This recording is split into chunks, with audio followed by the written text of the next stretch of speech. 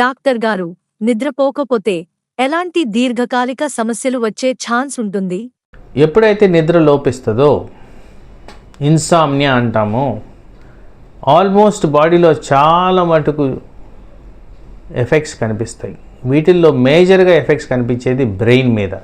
ఈ బ్రెయిన్లో headache, lack of concentration, migraine, కంటి చూపు మందగించడం, మీ పర్ఫార్మెన్స్ తగ్గిపోవడం, ఇవి కామన్.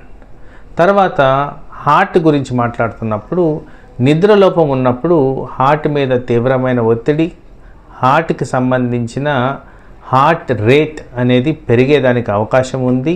అదేవిధంగా బ్లడ్ ప్రెషర్ పెరిగేదానికి అవకాశం ఉంది. వీటి వల్ల హార్ట్ రిలేటెడ్ కాంప్లికేషన్స్ పెరుగుతాయి.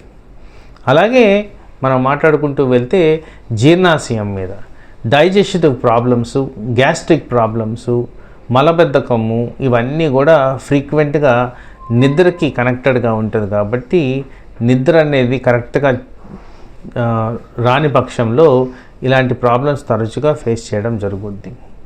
అలాగే ఇన్ జనరల్ మెమరీ పవర్ అనేది లోపిస్తుంది. ఎవరికైతే నిద్ర సరిగ్గా పట్టదో లాంగ్ టర్మ్లో చూస్తే డిమెన్షియా ప్రాబ్లమ్స్ ఈజీగా వచ్చేదానికి ఆస్కారం ఉంది. అండ్ ఇది శాస్త్రపరంగా రుజువులతో బ్లాక్ అండ్ వైట్ ఫామ్లో మనకి ఎవిడెన్స్లు ఉన్నాయి.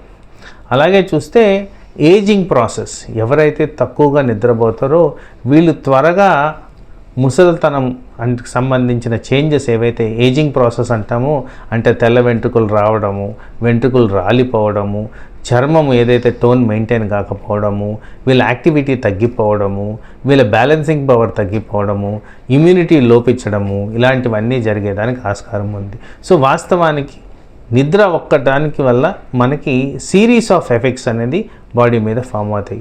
వీటిల్లో ఇంకొక ఇంపార్టెంట్ ప్రక్రియ ఏంటంటే, ఎవరైతే నిద్ర సరిగ్గా పోరో వీళ్ళల్లో షుగర్ లెవెల్స్ సరిగ్గా ఉండకపోవడం గమనించాను. అదేవిధంగా చూసుకుంటే థైరాయిడ్ రెగ్యులేషన్ కూడా చాలా ఎఫెక్ట్ అవుతుంది. ఎందుకు వీటి గురించి హైలైట్ చేశానంటే, తరచుగా క్లినికల్ ప్రాక్టీస్లో చూసే క్లినికల్ కండిషన్స్లో డయాబెటీస్ ఒకటి, హైపర్ టెన్షన్ ఒకటి, థైరాయిడ్ ఒకటి, ఇవన్నీ నిద్రకు ముడిపడి ఉంటాయి. కాబట్టి నిద్రకి రిలేటెడ్ కాంప్లికేషన్స్ కాబట్టి వీటిని మనం గమనించుకోవాల్సిన అవసరం ఉంది. కొందరు కొత్త ప్లేస్లో నాకు నిద్ర పట్టదు అంటారు కదా, నిద్రకు ఒక ప్రాపర్ ప్లేస్, బెడ్, లైట్ అవసరమంటారా? సో దీన్ని ఇంగ్లీష్లో స్లీప్ హైజీన్ అంటారు. ఈ స్లీప్ హైజీన్ అంటే క్రమబద్ధంతో నిద్రపోవడం, ఫిక్స్డ్ టైం నిద్ర ఆన్సెట్, ఫిక్స్డ్ టైం నిద్ర లేవడం. అయితే దీంట్లో ఒక పార్ట్ ఏంటంటే, మీరు నిద్రపోయే చోటుని మీకు అనుకూలంగా మార్చుకోవడం అనేది చాలా ఇంపార్టెంట్.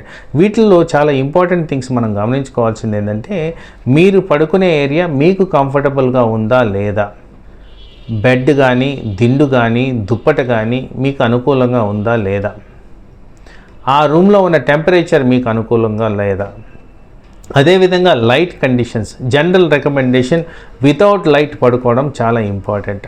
అండ్ ఇంట్లో వాళ్ళకు కూడా చెప్పాల్సింది ఏంటంటే, నాయిసెస్ ఎక్కువగా లేకపోవడం అనేది ఇంపార్టెంట్. ఎందుకంటే ఎవరైనా శబ్దాలకి డిస్టర్బ్ అవుతారు కాబట్టి నాయిసెస్ తగ్గించుకునే విధంగా ఆర్ నాయిసెస్ లేకుండా విధంగా చేసుకోవడం ఇంపార్టెంట్.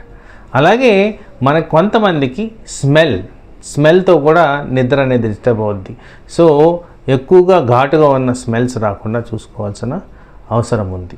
సో ఇలాంటివన్నీ చేస్తూ, ఇవే కాకుండా మనము నిద్రపోయే ముందు ఒక హాట్ వాటర్ బాత్ చేసిన దానివల్ల కూడా ఆ మసిల్ రిలాక్సేషన్ వల్ల కూడా నిద్ర ఆన్సెట్ బెటర్గా ఉంటుందని గమనించారు. సో ఇవన్నీ చేస్తే మీకు ఈజీగా నిద్ర అనేది హైజీనిక్గా మెయింటైన్ అవుతూ సస్టైన్డ్ స్లీప్, అంటే వితౌట్ ఎనీ డిస్రప్షన్ స్లీప్ జరుగుద్ది. కాబట్టి స్లీప్ రికమెండేషన్ అవర్స్ ఏదైతే 7 to 9 అవర్స్ ఉంటుందో అది మీకు సంపూర్ణంగా చేకూరుతుంది.